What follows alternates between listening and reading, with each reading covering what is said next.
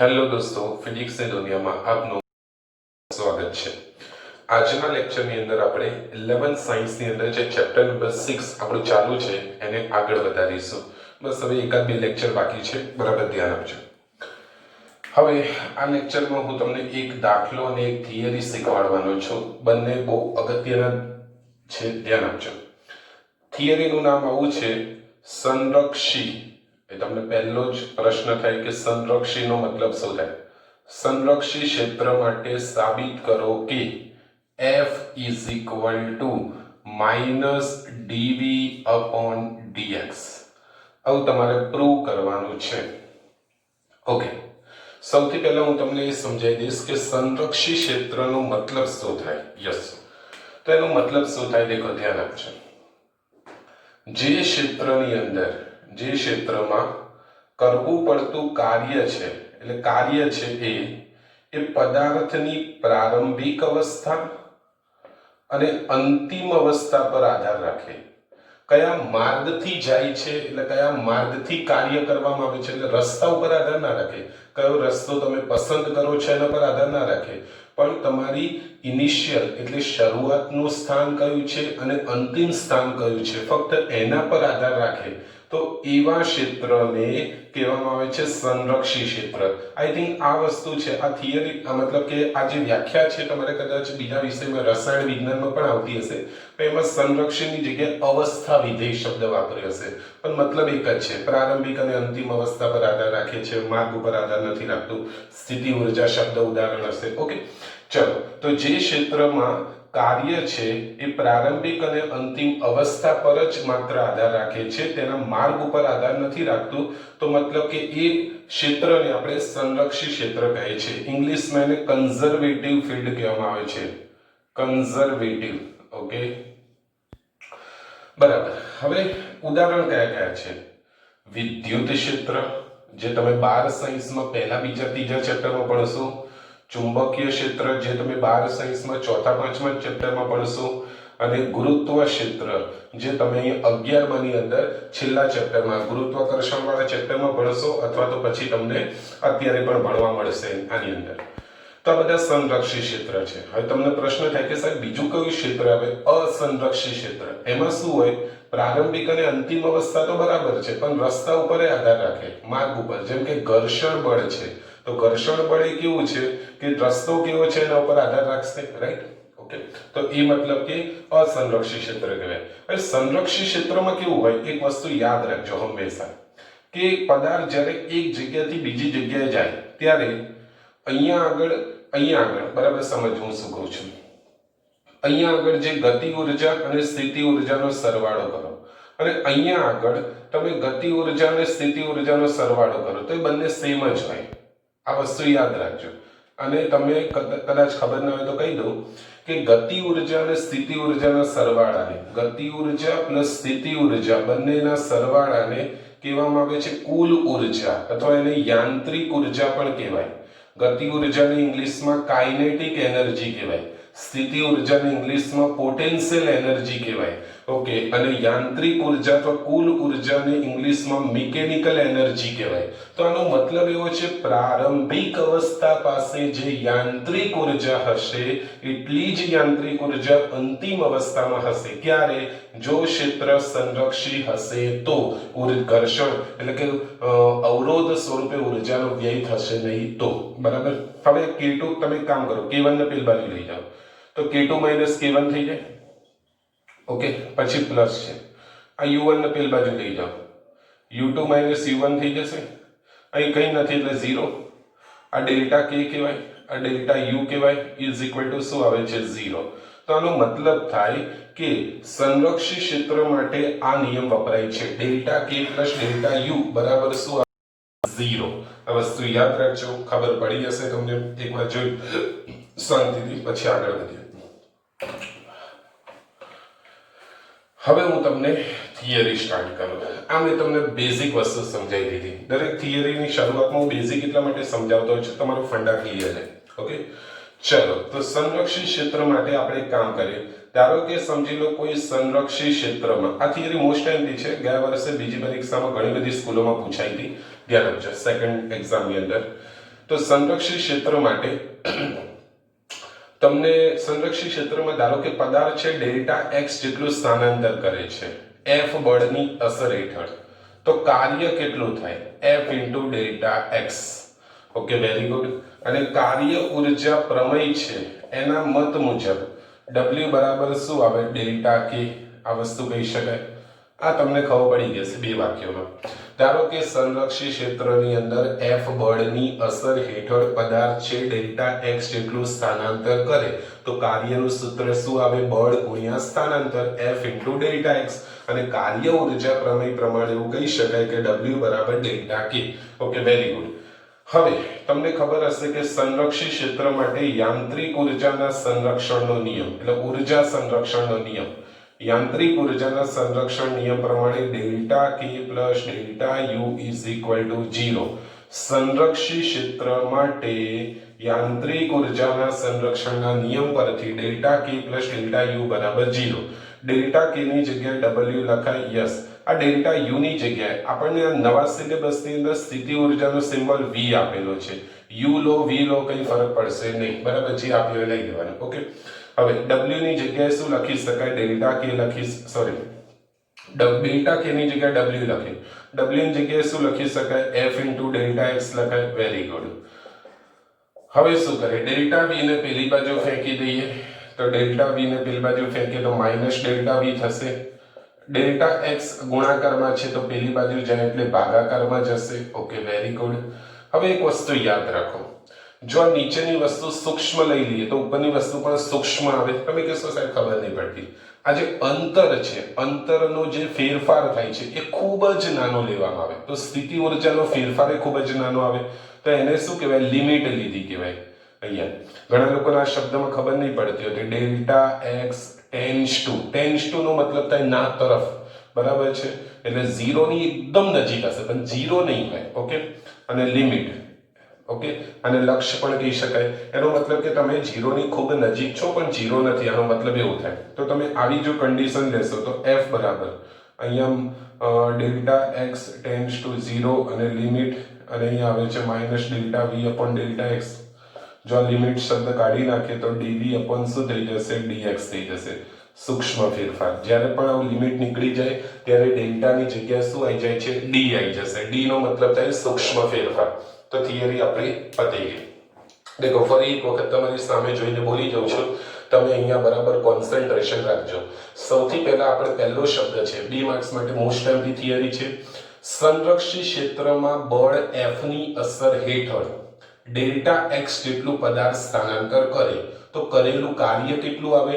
W બરાબર F into delta x, બળ ગુણ્યા સ્થાનાંતર. કોઈ શંકા નથી. Okay, very good. હવે શું કરીશું આપણે કે કાર્ય ઉર્જા પ્રમેય પ્રમાણે W બરાબર શું આવે? ડેલ્ટા કે આવે, ગતિ ઉર્જાનો ફેરફાર. Very good. સંરક્ષિત ક્ષેત્ર માટે યાંત્રિક ઉર્જાના સંરક્ષણનો નિયમ શું છે? ગતિ ઉર્જાનો ફેરફાર પ્લસ સ્થિતિ ઉર્જાનો ફેરફાર બરાબર 0 આવે છે. ડેલ્ટા કે ની જગ્યાએ W આવે છે, W ની જગ્યાએ F ઇન્ટુ ડેલ્ટા એક્સ આવે છે. હવે આ જે ડેલ્ટા યુ છે સ્થિતિ ઉર્જાનો ફેરફાર, એને ડેલ્ટા V પણ કહી શકાય. ઓકે, જે તમને કીધું એ લઈ લેવાનું સિમ્બોલ. ડેલ્ટા V પેલી બાજુ ફેંકી દો તો માઇનસ ડેલ્ટા V થશે. પછી આ F ઇન્ટુ ડેલ્ટા એક્સ છે તો ડેલ્ટા એક્સ ગુણાકારમાં છે તો પેલી બાજુ ક્રોસ મલ્ટીપ્લિકેશન, ચોકડી ગુણાકાર કરો તો ભાગાકારમાં જાય છે. તો F બરાબર minus delta x upon delta V upon delta x છે. Delta V upon delta x. હવે જો તમે ડેલ્ટા એક્સ છે છેદનું પદ છે એ તમે સૂક્ષ્મ ફેરફાર લઈ લો, અંતરનો જે ફેરફાર થાય છે ખૂબ જ સૂક્ષ્મ લેવામાં આવે, તો મતલબ કે ઉપર સ્થિતિ ઉર્જાનો ફેરફાર પણ ખૂબ સૂક્ષ્મ આવે છે. એટલે લિમિટ લઈ લો અને લિમિટ કાઢી નાખો એટલે F બરાબર માઇનસ dv અપોન dx આવે છે. થિયરી આપણી કમ્પ્લીટ થઈ. એક વખત વ્યવસ્થિત જોઈ લો, પછી હું તમને એક સરસ મજાનો દાખલો ગણાવી દઉં.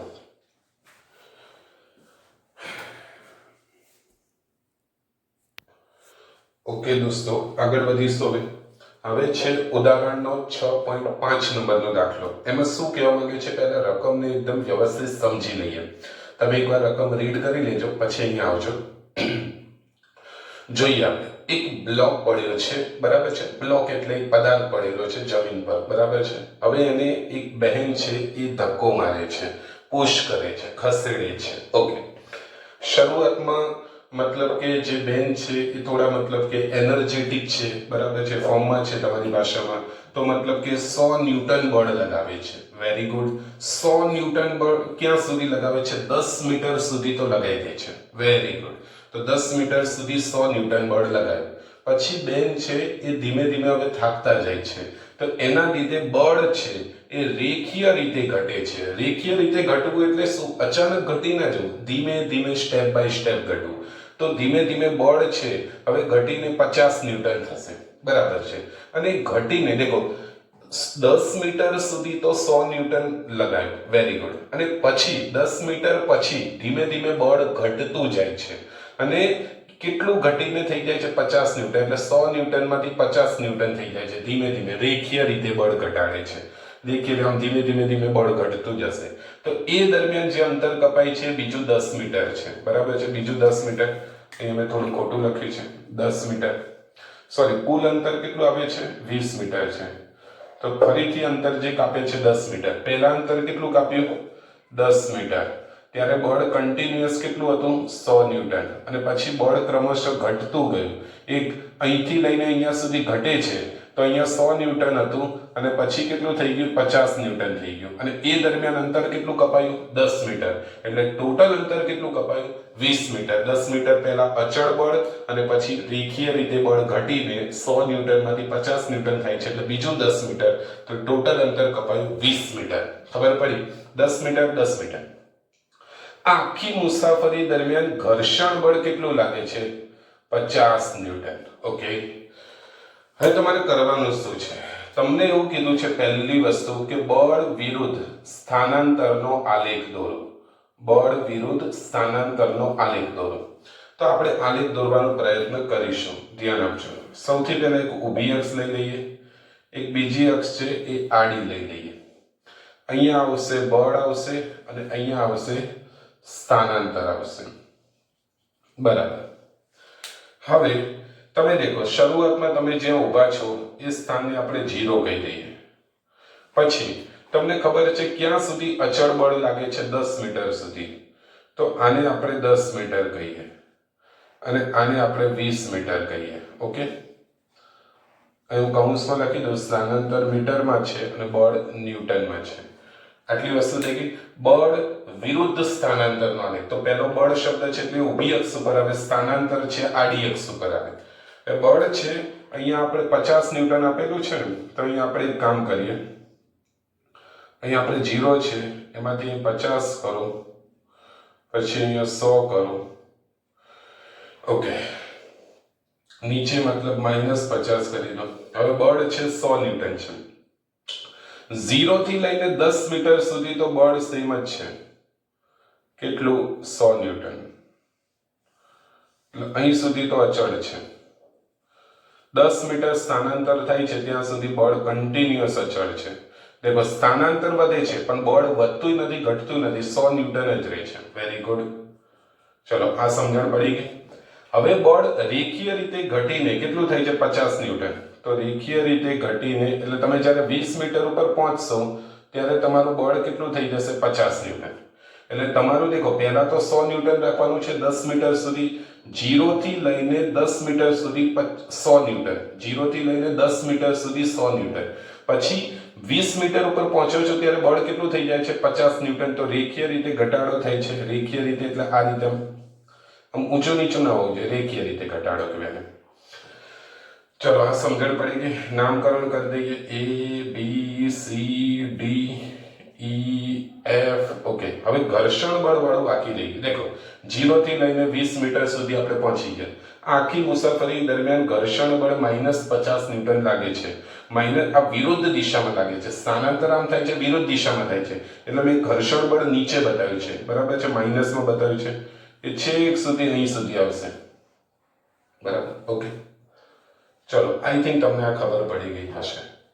આ તમારો થઈ ગયો આલેખ, બરાબર. આલેખને વ્યવસ્થિત રીતે જોઈ લો શાંતિથી. તમને એવું થશે કે ઘર્ષણ બળ નીચે મેં કેમ બતાવ્યું છે? કેમ કે વિરુદ્ધ દિશામાં લાગે છે એટલા માટે, એટલે માઇનસમાં બતાવ્યું છે. અને બળ છે જે આપણે પેલા બેન બળ લગાવે છે સ્થાનાંતરની દિશામાં છે, એટલે ઉપર બતાવેલું છે. ખબર પડી? ઓકે. એક વખત શાંતિથી તમે જોઈ લો.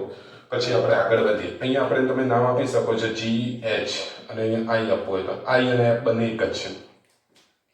આ જોઈ લો. પછી આગળ વધીએ. બીજી વસ્તુ શું શોધવાનું છે? કાર્ય શોધવાનું છે. આખી મુસાફરી દરમિયાન થયેલું કાર્ય એ હું તમને શોધી આપું. પહેલા આટલું જોઈ લો, પછી આગળ વધીએ.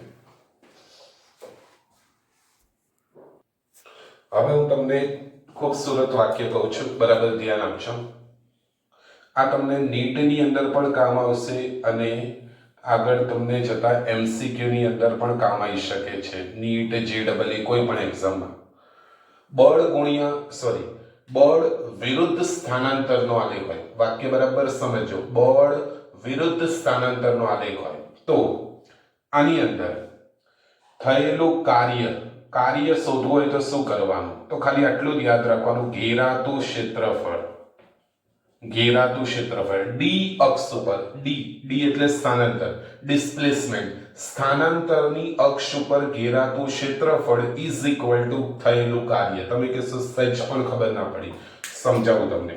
ધારો કે સમજી લો કે અહીંયા આલેખ આવો આવતો હોત, આ ત્રિકોણ જેવો, બરાબર છે, ઓકે. તો તમને કોઈ કાર્ય પૂછે, તમારે શું કરવાનું? આ ડી અક્ષ ઉપર, આમ નહીં, આ બાજુ નહીં, ડી અક્ષ ઉપર ઘેરાતું ક્ષેત્રફળ, આનું જેટલું ક્ષેત્રફળ થશે ઇઝ ઇક્વલ ટુ કાર્ય આવશે. ધારો કે સમજી લો કે આલેખ આવો બને છે, લંબચોરસ, તો લંબાઈ ગુણ્યા પહોળાઈ ઇઝ ઇક્વલ ટુ થયેલું કાર્ય. ટૂંકમાં બળ વિરુદ્ધ સ્થાનાંતરના આલેખમાં ડી એટલે કે સ્થાનાંતરની અક્ષ ઉપર ઘેરાતું ક્ષેત્રફળ ઇઝ ઇક્વલ ટુ થયેલું કાર્ય. તમે કહેશો સાહેબ એનું કારણ શું છે? સિમ્પલ વસ્તુ છે. આ એફ છે ને ડી છે, તો F into D is equal to શું થાય? કાર્ય, work done. Okay, I think તમે સમજી ગયા છો. તો હવે અહીંયા આગળ આપણને શું કીધું છે? એવું કીધું છે કે બંને બળ વડે થયેલું કાર્ય શોધો. બંને બળ એટલે પેલા બહેને લગાવેલું અને ઘર્ષણ બળ, બંને વસ્તુ વડે. ચલો હું પેલા ઘર્ષણ વાળું તમને સમજાવી દઉં, એ ઈઝી છે એટલા માટે ફટાફટ પતી જાય. ઘર્ષણ બળ વડે થયેલું કાર્ય, તો કાર્ય ઇઝ ઇક્વલ ટુ શું આવે? ઘેરાતું ક્ષેત્રફળ, બરાબર છે, ઓકે, વેરી ગુડ. હું અહીંયા આને WF કહું છું, ફ્રિક્શન વડે થયેલું કાર્ય. તો આટલું ક્ષેત્રફળ ઘેરાય છે. મને એવું લાગે છે કે આ લંબચોરસ છે અને તમને પણ એવું લાગશે, બરાબર છે. તો લંબાઈ કેટલી છે? તમે જો આ લંબાઈ કેટલી છે? 0 થી લઈને 20, તો મતલબ કે અહીંયા 20 આવશે. અને પહોળાઈ કેટલી છે? તો મતલબ -50, બરાબર. 5 દુ 10 આવશે અને 2 0, 5 દુ 10 અને 2 0 લખી નાખો, બંને 0 માઇનસ છે, તો -1000 જૂલ કાર્ય આવે. કેટલું આવે છે? -1000 જૂલ. વ્યવસ્થિત રીતે મેં PDF માં લખેલું છે કે લંબચોરસ GAFH નું ક્ષેત્રફળ ઘર્ષણ બળ વડે થયેલું કાર્ય ઇઝ ઇક્વલ ટુ ઘર્ષણ બળના આલેખ વડે સ્થાનાંતરની અક્ષ ઉપર ઘેરાતું ક્ષેત્રફળ, અને એ લખવાનું લંબચોરસ AGHF જે નામ આપવું હોય, બરાબર છે. તો આ લંબચોરસનું ક્ષેત્રફળ લંબાઈ ગુણ્યા પહોળાઈ, લંબાઈ આવે છે મતલબ 20 અને પહોળાઈ આવે છે -50, તો -1000 જૂલ. ઋણ નિશાની સૂચવે છે કે સ્થાનાંતરની વિરુદ્ધ દિશામાં બળ લાગે છે. આઈ થિંક તમને ખબર પડી ગઈ હશે. ઓકે, ચલો આ તો બધી આ ખબર પડી ગઈ. હવે પેલા બહેને કરેલું કાર્ય છે એ શું આવે? તો એમાં દેખો, એમાં કેટલું ક્ષેત્રફળ? આ આલેખ છે, આ હું રેડ કલરથી બતાવું છું, આટલો આલેખ છે. તો હવે આને ડી અક્ષ સાથે જોડી દો. અહીંયા ડી અક્ષ સાથે જોડી દીધું. તો આમાં દેખો, એક આ આકૃતિ બને છે અને બીજી આકૃતિ છે આ રહી બને છે બ્લુ કલર વાળી. તો આખાનું ક્ષેત્રફળ થશે. આ તો મને એવું લાગે છે કે લંબચોરસ બની જશે, બરાબર. આ 10 છે ને 100 છે, પણ આમાં થોડું લોચા થશે, એ તમને સમજાવું. તો અહીંયા બહેન જે બળ લગાવે છે એના વડે થયેલું કાર્ય આવે છે. તો ABCD, તો લંબચોરસ ABCD નું ક્ષેત્રફળ. અને આ જે છે, આ તમને કદાચ ખબર હોય તો ચતુષ્કોણ છે એના ઘણા બધા પ્રકાર આવે છે. આઈ થિંક 6 પ્રકાર આવે છે. તમે ભણેલા છો, સમબાજુ ચતુષ્કોણ, સમલંબ ચતુષ્કોણ, ચોરસ કહેવાય, લંબચોરસ કહેવાય, પતંગાકાર કહેવાય. ઓકે, તો એ આઈ થિંક 9મા ધોરણની અંદર એનો અભ્યાસ આવે છે. એકવાર તમે રિવાઇન્ડ કરી લેજો તો ફાયદો થશે. તો આ જે ચતુષ્કોણ છે, હકીકતમાં પેલું સમાંતર બાજુ ચતુષ્કોણ આવે છે, એ રીતે સમલંબ ચતુષ્કોણ આવે છે, કદાચ ખબર પડતી હોય તો, બરાબર છે. તો સમલંબ આ રીતે આવે, આ સમલંબ ચતુષ્કોણ છે. આ રીતે આવે. પણ આ જે પ્રકાર છે એ પણ સમલંબ ચતુષ્કોણ જેવો જ છે. આવો ભાગ આપેલો છે. આ ચતુષ્કોણ આવો બને છે. હવે એનું ક્ષેત્રફળ કઈ રીતે શોધવાનું, બરાબર ધ્યાન આપજો. લંબચોરસનું તો આવડી જશે, લંબાઈ ગુણ્યા પહોળાઈ. એક હું તમને લખી દઉં. લંબાઈ કેટલી છે તો કે એડી લખો, બીસી લખો, જે લખો હોય તો 10 આવી જશે. અને પહોળાઈ કેટલી આવશે? 100 આવશે. બરાબર. તો આ તો કામ પતી જશે. તો પાછળ વાળું શું હશે? સમલંબ ચતુષ્કોણ CDFE એ તમારે જે નામ આપવું હોય. પણ એનું ક્ષેત્રફળ કઈ રીતે શોધવાનું ધ્યાન આપજો. બરાબર. શું કરવાનું એ તમને કહું. આ લંબાઈ માની લો અને પહોળાઈ માની લો. તો તમે શું કરશો, આ જે છે આ નીચેનો ભાગ છે એ લખી નાખો. નીચેનો ભાગ છે એ કેટલો છે તો તમે જોઈ લો, આ 10 મીટરનો ભાગ છે. આ તમને દેખાય છે, આ 10 મીટર છે. તમે કહેશો કઈ રીતે? આ આખું 20 છે, આ 10 છે, તો આ કેટલું થાય? 10. ખબર પડે છે? આખું 20 છે, આ 10 છે, તો આ 10 થશે. ઓકે. આ 0 થી લઈને 20, આ 0 થી લઈને 10, તો આ મતલબ 10 થાય. 20 માંથી 10 માઇનસ કરો એટલે 10 આવશે. બરાબર. તો આ તો 10 થઈ ગયું. હવે આ માપ કેટલું છે? આ માપ છે આખું કેટલું છે? 100 છે. અને જે નાનું છે એ કેટલું છે? 50 છે. આ 100 છે અને આ 50 છે. તો હવે નિયમ શું કહે છે કે લંબાઈ ગુણ્યા પહોળાઈ. તો પહોળાઈ 100 લેવી કે 50 લેવી? કન્ફ્યુઝન છે, રાઈટ? તો તમારે શું કરવાની? બંને પહોળાઈની સરેરાશ કરી નાખવાની. 100 + 50 ભાગ્યા 2 આવું કરી નાખવાનું. સિમ્પલ. તમે કહેશો ખબર ના પડી. લંબચોરસ જેવું છે, બરાબર છે. લંબાઈ ગુણ્યા પહોળાઈ. તો પહોળાઈ આ લેવી કે આ લેવી? તો બંનેનું સરેરાશ કરી નાખવાનું છે. ઓકે. તો અહીંયા લખી નાખીશું 100 + 50 ભાગ્યા 2 અને મલ્ટીપ્લાય આવે છે 10. અહીંયા આવશે 1000 આવે છે. અહીંયા 150 આવશે. 150 ભાગ્યા 2 એટલે 75. 75 નાનો સરવાળો એટલે 750. સોરી, ગુણાકાર. હવે બંનેનો સરવાળો કરો, 1750 જૂલ આવે છે. તો બહેને જે આખી મુસાફરી દરમિયાન જે કાર્ય કર્યું છે એ 1750 જૂલ છે. અને ઘર્ષણ બળ વડે જે કાર્ય થયું હતું એ -1000 જૂલ થયું હતું. આઈ થિંક તમને ખબર પડી ગઈ હશે. બરાબર છે. એકવાર જોઈ લેજો. તો ટૂંકમાં અહીંયા આપણે લેક્ચર પૂરું કરીએ છીએ. હવે નેક્સ્ટ લેક્ચરમાં મળીશું ત્યારે કદાચ ઓલમોસ્ટ ચેપ્ટર પતી જશે. બરાબર. Chapter number 6.